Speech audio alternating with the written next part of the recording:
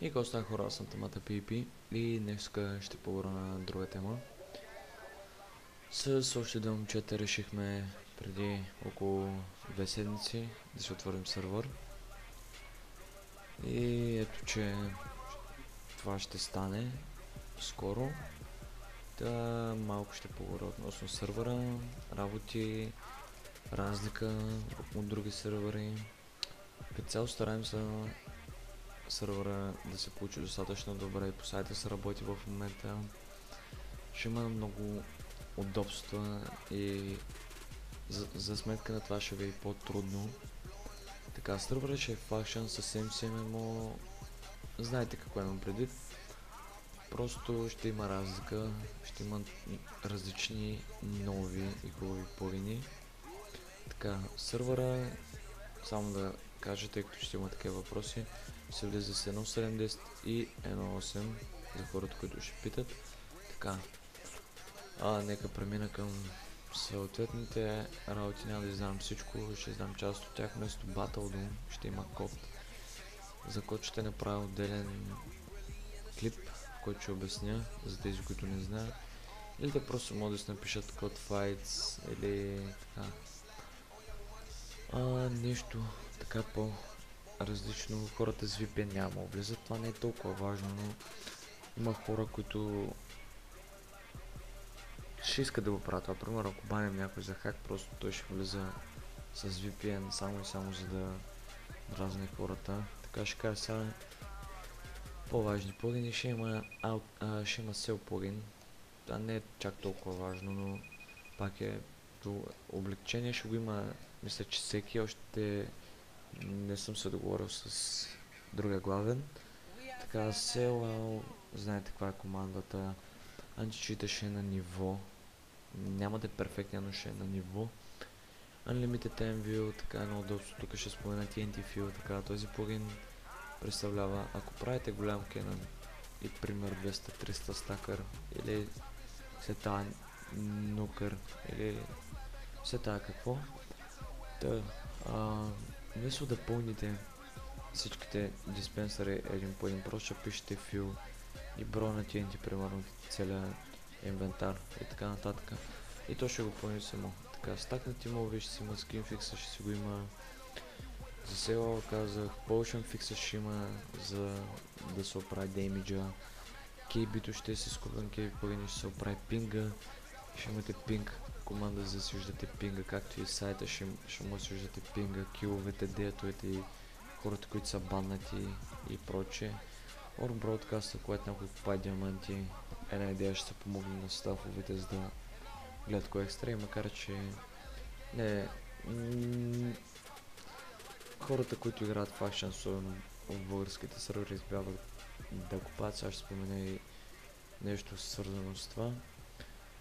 Така, ще има плагин, който ще видя инвентара ви, като цяло, ако сте умряли от хакер, няма как да изложите, че имате някакъв айтъм повече. Среди им си имamo Faction Fly, ще си имате. Да видим, сега ще видя и други работи, така да се върна на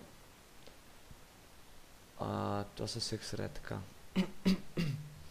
Сървъра ще ви е по-трудно да се развиете, в смисъл такъв, че ще ви е скъпо, но ще ви е скъпо от сорта на $2000 да ви се струва доста. Не чак толкова много, но да ви се струва доста.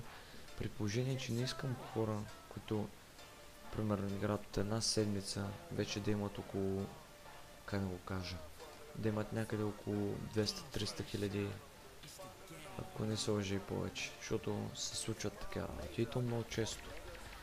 Това не е готино, тъй като се губи целият смисъл като цяло на факшънс и прочее. Значи факшънса е да я райдваш, оттам да ставаш богат, не е като цяло да влезнеш да си вземеш инициат, защото си такова, защото си купил ранг и да ходиш на пипи, като умреш да идиш да си купиш пошенки.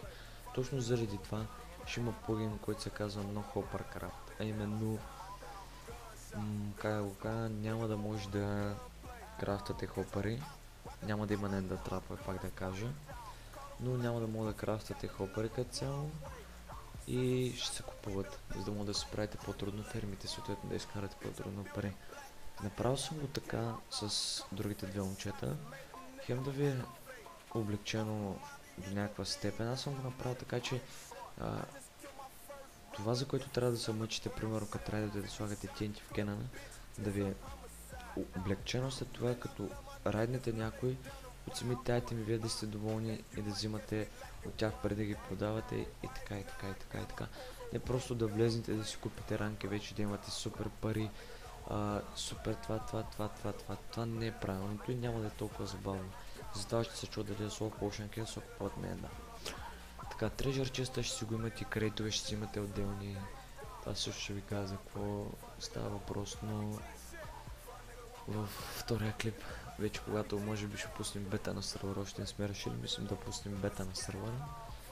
Бета, как да ви го кажа, бета ще представлява може би сервер, който ще го пуснем за една седмица.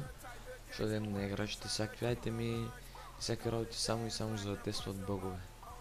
Тъй като във всеки един сервер има бъгове, ние работим по лага,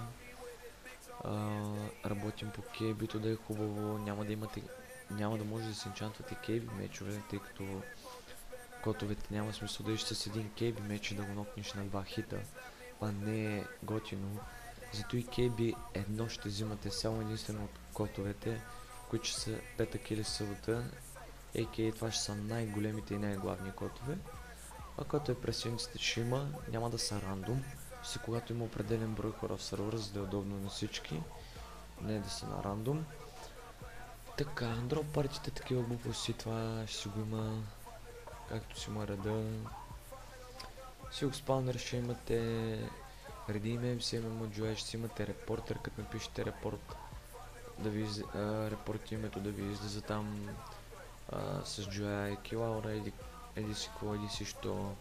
Хилпоп ще си имате, хората, които хакват, ще бъдат фризнати. Не просто да му спана там, споделя екран и нещо от сорта. Да видим нещо интересно, за VPN споменах. Значи няма да ви разкрием цялата... не, ще ви разкрием може би още нещо. Ами не е толкова важно, но... Тоест две неща не са толкова важни, но няма да има... Ще има Disable Rain, т.е. дъжда ще е спрян, за да няма само неща от сорта на админе спри дъжда или нещо подобно, тъй като това е едно, че е дразнещо, едно, че в смисъл модовете няма да имат топ премишън. Не, също може и да го имат, но това ще се реши по-нататък. Така. Другото, което също не е толкова важно, само една секунда, че преглеждам работите. Той за сайта, значи ще виждате хората, които са баннати, няма смисъл това да остане някакси една идея по-назад от всички други работи, само да проверя дали споменах достатъчно работи. Така по-нататък ще има... Всъщност това няма го споменавам още. Това не стои така. Да прегледам. В чата ще има dead message, няма да са спряни.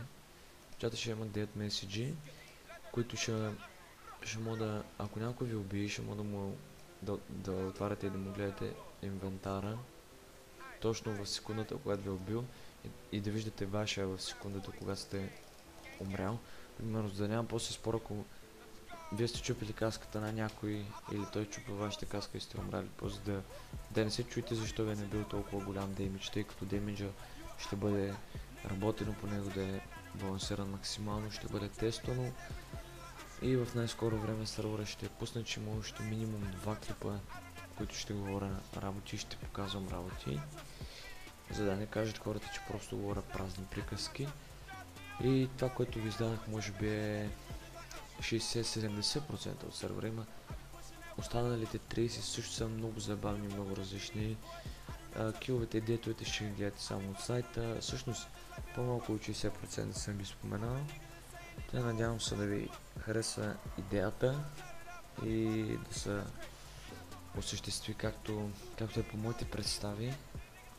Не знам другите двама онера какво си мислят.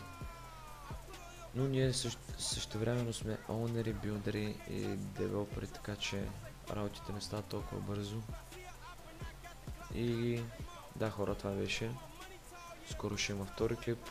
Ще ви оставя стралпа специално за полшинките на варповете, дали се купуват това. Там не касае мене. Ще гледам ваши мнения в коментарите, няма да игнорирам никой. Това, което преценя, че е добре, нали ще го сложа или ще го коментирам с другите и ще го сложа. Но ще отговоря на всеки един, никой няма да пропусна. Дори не ми хареса идеята, ще му кажа защо не ми харесва. И да, надявам се клипа да ви е харесал.